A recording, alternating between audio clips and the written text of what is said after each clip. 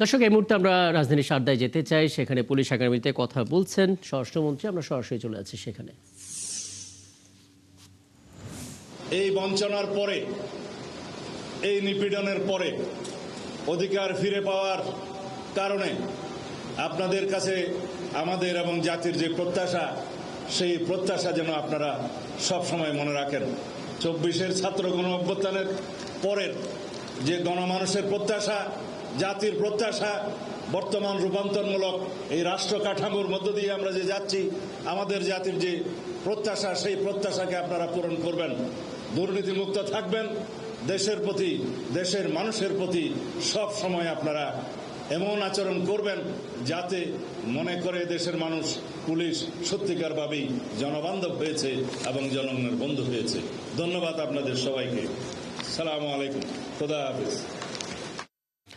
আমরা ছিলাম রাজশাহীর সারদায় এবং সেখানে পুলিশ একাডেমিতে কথা বলছিলেন স্বরাষ্ট্রমন্ত্রী সালাউদ্দিন আহমেদ, এবং নিশ্চয়ই তার বক্তব্যের আরও বিস্তারিত থাকবে আমাদের পরবর্তী সংবাদ সংযোগগুলোতে। শিরোনামে বলছিলাম, পুলিশের যানবাহন লক্ষ্য করে রাজধানী সহ সারা দেশে সম্ভাব্য নাশকতার আশঙ্কায় সর্বোচ্চ সতর্কতা জারি করা হয়েছে। শনিবার রাতে এক জরুরি বার্তায় নির্দেশনা দেয় পুলিশের সদর দপ্তর। উগ্রবাদী সংগঠনের সদস্য বা দুষ্কৃতকারীরা পুলিশের জিপ, পিকআপ, বাস সহ বিভিন্ন যানবাহনের উপর হামলা চালাতে পারে। গোয়েন্দা সংস্থার এমন তথ্যের ভিত্তিতে মাঠ পর্যায়ে সব ইউনিটকে তাৎক্ষণিক নিরাপত্তা ব্যবস্থা জোরদারের নির্দেশ দেওয়া হয়। ওই নির্দেশনায় বলা হয়েছে, পুলিশের যানবাহনের নিরাপত্তা নিশ্চিত করতে কোনো ধরনের শিথিলতা বা অবহেলার সুযোগ নেই। বিশেষ করে কর্তব্য পালনের সময় এবং ডিউটি শেষে পার্কিং করা যানবাহনের নিরাপত্তা নিশ্চিত করতে সর্বোচ্চ সতর্কতা নিতে বলা হয়েছে।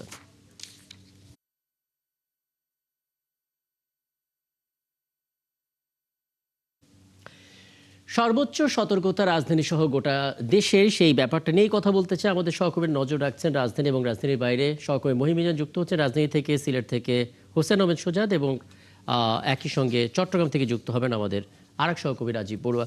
শুরুতে রাজনীতিতে যেতে চাই, মহিম মিজান আপনার কাছে একটু বলবেন, যে নির্দেশনাগুলো জারি করা হয়েছে গতকাল আমরা পেয়েছি, এই নির্দেশনা গতকাল থেকেই আসলে বাস্তবায়ন হচ্ছে কিনা, সকাল থেকে রাজধানীতে বাড়তি নিরাপত্তা ব্যবস্থা কেমন চোখে পড়েছে আপনার, এবং পুরো বিষয়টা নিয়ে আসলে পুলিশ কর্তৃপক্ষের কোনো বক্তব্য পাওয়া গেল কিনা মহিম?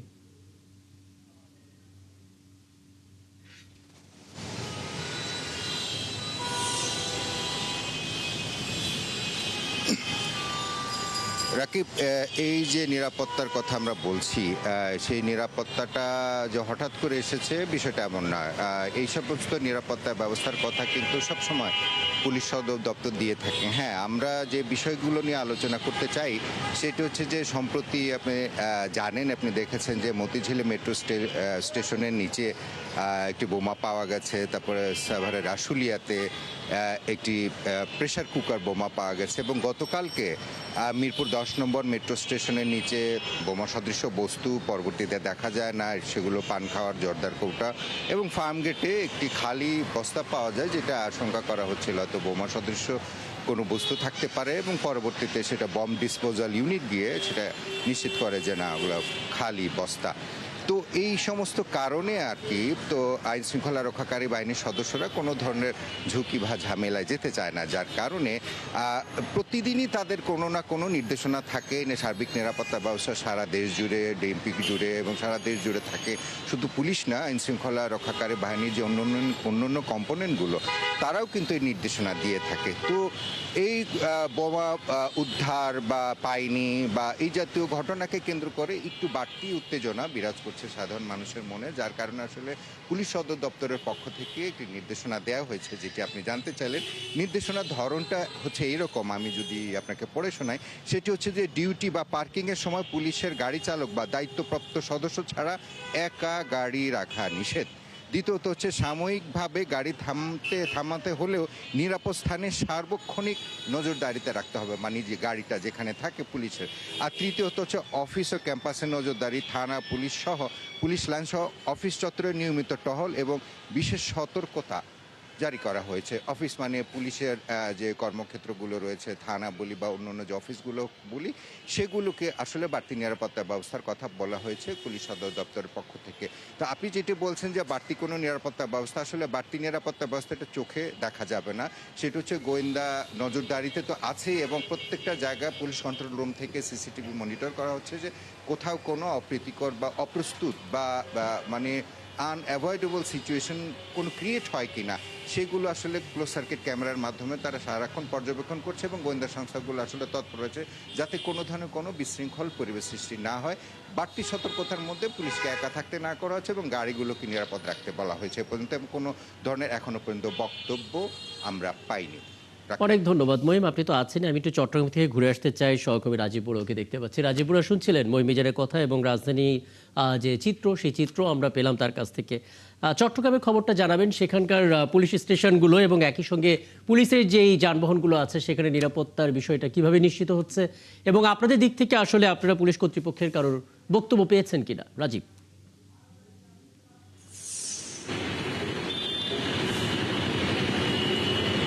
রাকিব, গত 24 তারিখে আসলে ঢাকার যে মতিঝিল মেট্রো স্টেশনে ওখানে আসলে বোমা পাওয়ার পরে এরপরে ঢাকায় কয়েকটি জায়গায় আসলে বোমা সদৃশ বস্তু পাওয়া গেছে বা বস্তা পাওয়া গেছে সন্দেহজনক। তো তারপর পরে আসলে পুলিশ সদর দপ্তর থেকে যে নোটিশটি জারি হয়েছে যে সারা দেশে পুলিশের যে ব্যক্তিগত যানবাহনের ব্যবহারে সতর্কতা মূলক যে নির্দেশনা জারি হয়েছে, এর প্রেক্ষিতে আমরা এখানে কথা বলেছিলাম পুলিশের জনসংযোগ কর্মকর্তার সাথে। তিনি বলছেন যে আসলে নিরাপত্তার বিষয়টি আসলে সবসময় তারা দেখছেন, তবে যেহেতু ঢাকায় এরকম একটা ঘটনা ঘটেছে তারপর থেকে তারা কিছু বাড়তি সতর্কতা রাখছেন। আপনি জানেন যে এখানে বিশেষ করে যে জনসমাগম হয় এমন স্থানে, বিশেষ করে bus terminal, flyover, Karnaphuli tunnel সহ বিভিন্ন গুরুত্বপূর্ণ স্থানগুলোতে আসলে পুলিশের তো সবসময় নজরদারি আছে এবং টহল আছেই। এর বাইরে তারা বলছেন যে যেহেতু নগরের বেশ কিছু জায়গায় সিসিটিভি আছে, ফলে সিসিটিভিগুলো তারা সবসময় সিসিটিভিগুলো দেখছেন এবং কোনো ধরনের অস্বাভাবিক কোনো কিছু হলে তারা সেই বিরুদ্ধে ব্যবস্থা নেওয়ার জন্য তারা তৈরি আছেন। তবে এমনি আমরা দেখছি যে বিভিন্ন জায়গায় পুলিশের টহল, নিয়মিত যে টহলগুলো আছে সেগুলি চলছে, এবং তিনি আরও বলছেন যে তারা গোয়েন্দা তৎপরতাটা একটু বাড়িয়েছেন যেহেতু ঢাকা থেকে একটা নির্দেশনা এসেছে। যদিও চট্টগ্রামে এরকম কোনো ধরনের অপতৎপরতা এখনো চোখে পড়েনি আসলে কোথাও, মানে অনেকটাই রাজধানীর মতো চিত্রই চট্টগ্রামে। আমরা সিলেট থেকে ঘুরে আসি, সহকর্মী হুসেন আহমেদ সুজাত সেখানে আছেন। সুজাত, শান্তি আর স্বস্তির নগরী বলা হয় সিলেটকে, কিন্তু যেহেতু নির্দেশনা এসেছে সর্বোচ্চ নিরাপত্তার, নিশ্চয়ই সিলেট প্রশাসনে সেই কাজটা করছে। ছবিটা আমাদেরকে একটু বলবেন, কি চিত্র আপনি দেখছেন?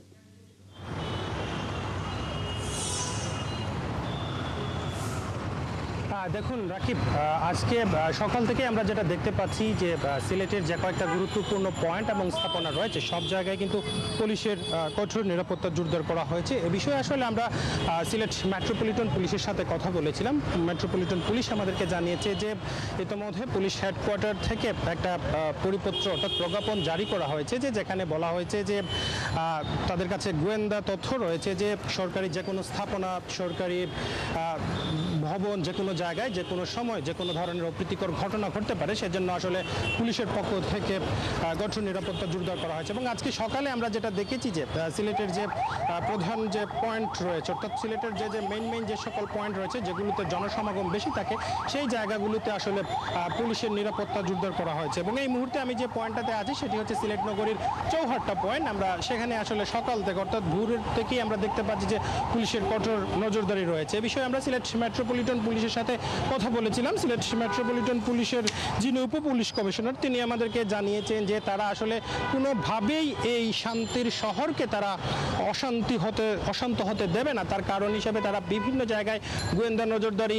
সৃষ্টি করেছেন। যদিও এখন পর্যন্ত আসলে সিলেটে কিন্তু কোনো ধরনের অপ্রীতিকর ঘটনা ঘটেনি।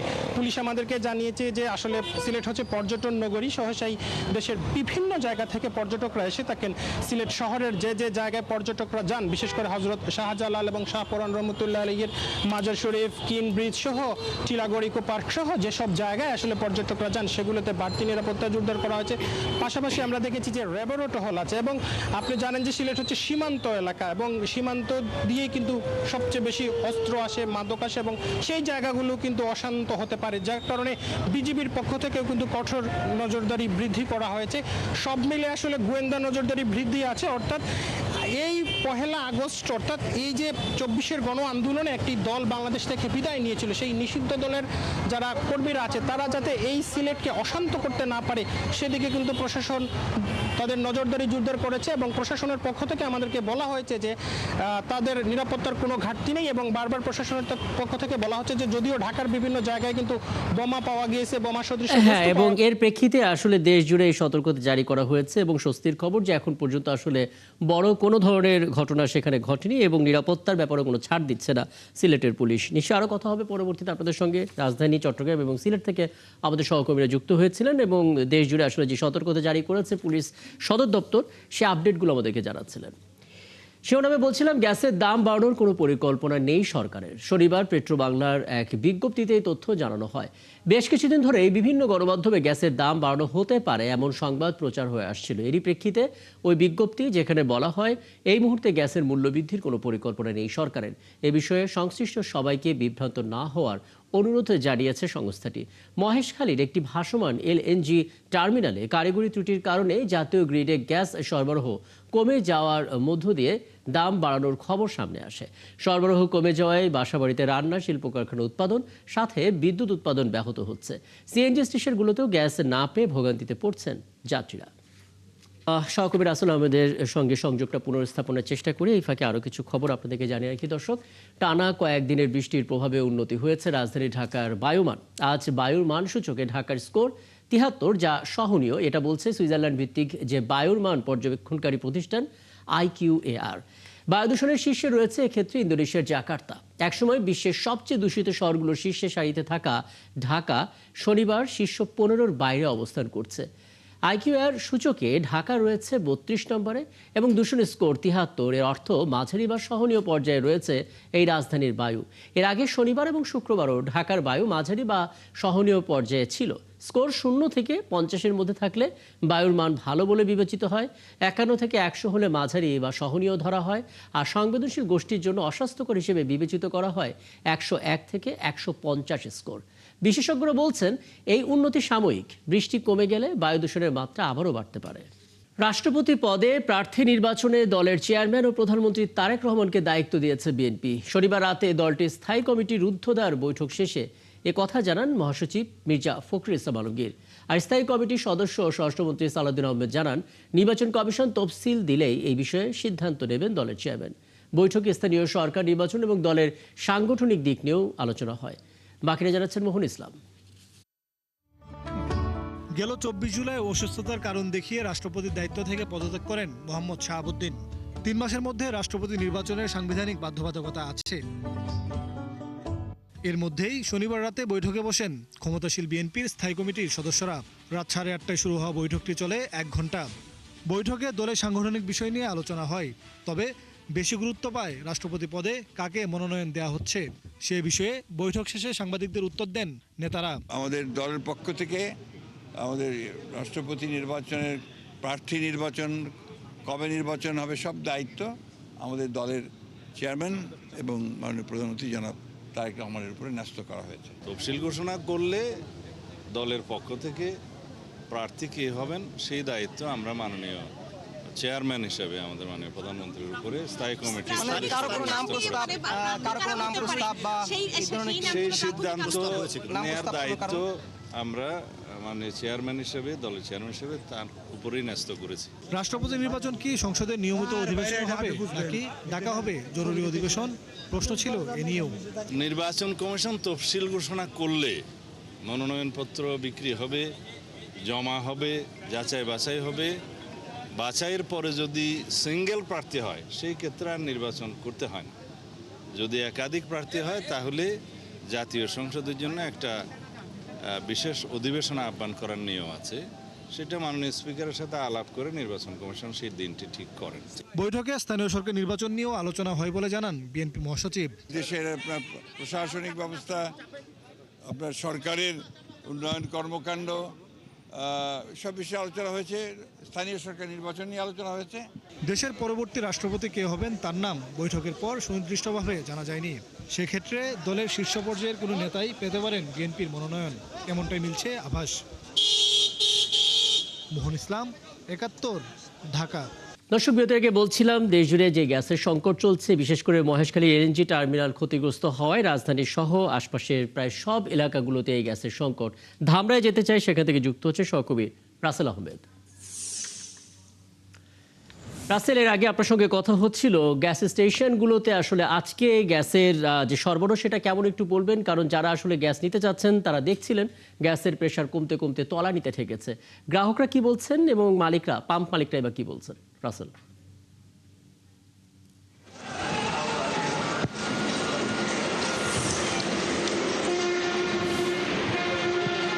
রাকিব, ধন্যবাদ আপনাকে। আমি এই মুহূর্তে রয়েছি জয়পুরা একটি সিএনজি পাম্পে। আমি এখানে ঘন্টারও বেশি সময় অবস্থান করছি। আমি দেখছি যে ঘন্টা খানিকের মধ্যে কোনো গাড়িতেই সিএনজি সরবরাহ করতে পারেনি পাম্প কর্তৃপক্ষ। এই বিষয়ে আমি পাম্প কর্তৃপক্ষের সাথে কথা বলেছিলাম। তিনি যেমনটি জানিয়েছেন যে সকাল থেকেই তাদের যে প্রেশার রয়েছে সেটি না পাওয়াতে কিন্তু তাদের যে সিএনজি দেওয়ার যে মেশিনটি রয়েছে সেটি চালু হচ্ছে না, যে কারণেই তারা দিতে পারছেন না। যদি ক্যামেরার মাধ্যমে দেখবেন যে এইখানে কিন্তু বাস সহ যে সিএনজি গুলো রয়েছে তারা কিন্তু অপেক্ষা করছেন গ্যাসের জন্য। আমি এই সিএনজি চালকদের সাথে কথা বলেছিলাম, তারা যেমনটি বলছেন যে তারা দীর্ঘ সময় অপেক্ষা করে বসে থাকার পরও তারা তাদের চাহিদা অনুযায়ী যে সিএনজি সেটা পাচ্ছে না। যদিও যখন মেশিনটি চালু হয় তারা গ্যাস 50 থেকে 100 টাকার পাচ্ছে, তাদের কোনো কাজ হচ্ছে না। আমি এই বিষয়ে তিতাস কর্তৃপক্ষের সাথে কথা বলেছিলাম, তারা যেমনটি বলছেন যে আজকে সারাদিনে তাদের যে প্রেশার রয়েছেন 3 PSI। মূলত ধামরাইতে চাহিদা রয়েছে 140 থেকে 150 PSI। আমি এই বিষয়ে একজনের সাথে একটু কথা বলবো যে আপনি এখানে কতক্ষণ ধরে অবস্থান করছেন আর কি সমস্যা হচ্ছে? আসলে কি বর্তমান গ্যাসের যে পরিস্থিতি, আমি সকাল 8টায় বাসা থেকে রওনা দিয়েছি। আমার 10টার ভিতরে ঢাকা জরুরি গ্যাসে থাকার কথা, কিন্তু এখন 11:30 বাজে, আমরা গ্যাস পাচ্ছি না। তো প্রাইভেট কার ভাড়া করছি, এখন ড্রাইভার বলতেছে যে গ্যাস দিবে না, আমাদের ইতিমধ্যে করতে হবে, তেল দিতে হবে, গাড়ি তেলে চালিয়ে যেতে হবে, ভাড়াও বাড়িয়ে দিতে হবে। ধন্যবাদ। শুনছিলেন রাকিব, তিনি যেমনটি বলছেন যে গ্যাস না পাওয়াতে কিন্তু গাড়িগুলো রয়েছেন তারা তেল নেওয়াতে কিন্তু যাত্রীদের কাছে ভাড়া বৃদ্ধির কথা বলছেন, যেহেতু তাদের খরচ বেশি হবে। তো শুধু এই সিএনজি স্টেশন নয়, অনেক যাত্রী, অনেক ভোগান্তি এবং প্রায় সব স্টেশনগুলোতেই এইরকম চিত্রের ছবি আসলে আপনি আমাদেরকে দেখাচ্ছিলেন। নিশ্চয়ই আরও কথা হবে পরবর্তীতে এই ভোগান্তির নতুন কোনো তথ্য আপনার হাতে আসলে সেটাও আমরা ধাপে ধাপে দর্শকদেরকে জানাতে পারবো। সহকবি রাসেল আহমেদ যুক্ত হয়েছিলেন ধামরাই থেকে, বলছিলেন সেখানকার যে সিএনজি পাম্পগুলোতে সংকট চলছে সেই ছবিটা, সেই খবরটা আমাদেরকে জানাচ্ছিলেন। 14টি বড় গাছ কেটে বগুড়া খাদ্য ভবনে চত্বরের প্রাকৃতিক সৌন্দর্য নষ্ট করার ঘটনা তদন্তের নির্দেশ দিয়েছে প্রধানমন্ত্রীর কার্যালয়। বগুড়া সিটি কর্পোরেশনের একজন নির্বাহী ম্যাজিস্ট্রেট দ্রুত ঘটনাস্থল পরিদর্শন করেছেন। এলাকার লোকজন জানান, বারবার গাছ না কাটার জন্য বলা হলেও কথা শোনেননি জেলা খাদ্য নিয়ন্ত্রক। তারা আরও অভিযোগ করেছেন, কাটার পর গাছগুলো সব নিয়ম উপেক্ষা করে খুব কম দামে বিক্রিও করে হচ্ছে। SM আবু সাইদের প্রতিবেদন।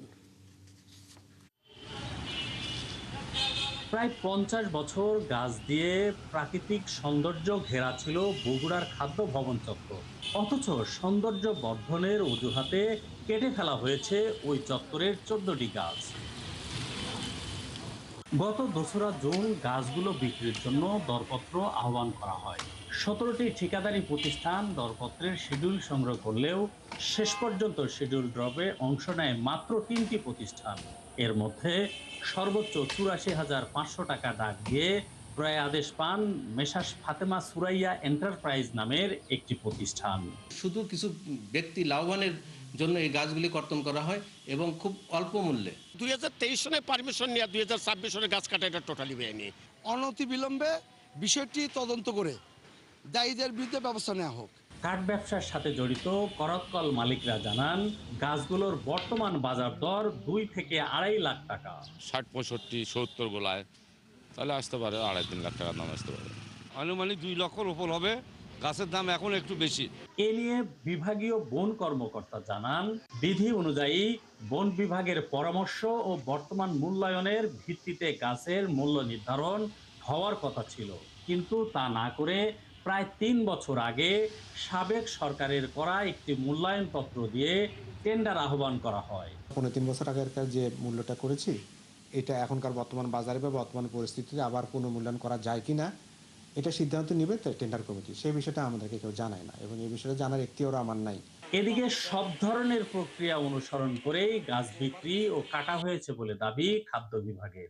সরজমিন এসে নির্ধারণ করে দিয়েছে, আমরা প্রশাসনিক অনুমোদন সহ যত প্রক্রিয়া আছে সকল প্রক্রিয়া সম্পন্ন করে আমরা টেন্ডারের মাধ্যমে আসলে পেট দাম এটা আমি বন বিভাগ আসলে এটা আসলে আমরা কখনো করি না, আমাদের প্রয়োজন হলে তখন আমরা বন বিভাগকে বলি, এটা বন বিভাগই আসলে করে দিয়েছে। বগুড়ার সচেতন নাগরিকরা মনে করছেন, নিশ্চয়ই প্রধানমন্ত্রীর কার্যালয়ের নির্দেশে পরিচালিত তদন্তে প্রাকৃতিক সৌন্দর্য নষ্ট করে গাছ কাটা এবং সেই গাছ কম দামে বিক্রি করার প্রকৃত কারণ বের হয়ে আসবে। এস.এম. আবু সাইদ, ৭১, বগুড়া। চলছে সংবাদ সংযোগ। সরাসরি সংবাদ অনুষ্ঠান দেখতে চোখ রাখুন ৭১-এর ফেসবুক পেজে এবং সাবস্ক্রাইব করুন ৭১ ইউটিউব চ্যানেল। থাকুন ৭১-এর সাথে।